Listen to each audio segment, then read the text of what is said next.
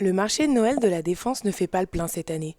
À 10 jours de Noël, il n'y a pas foule dans les allées et les commerçants des 250 chalets installés devant la Grande Arche vendent moitié moins que l'année dernière.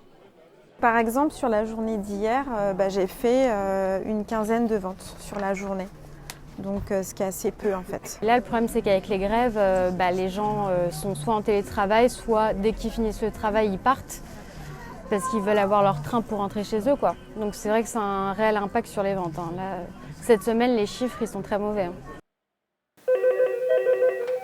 Dans cet hôtel de Clichy-la-Garenne, Hôtel Clichy-Quentin, j'écoute. Oui, pour une annulation. Oui, effectivement. À quel nom, s'il vous plaît? les appels d'annulation s'enchaînent depuis le début de la grève. Pour ce réceptionniste, c'est du jamais vu depuis 4 ans. La seule fois où un événement comme ça est arrivé, c'était au moment où il y avait eu les attentats. Où là, on avait ressenti la même chute en fait dans le monde de l'hôtellerie. Ça veut dire des réservations, des annulations aussi bien des groupes que des professionnels, pareil. Alors donc là, on va aller voir une de nos chambres supérieures qui n'ont pas été louées depuis 5 jours.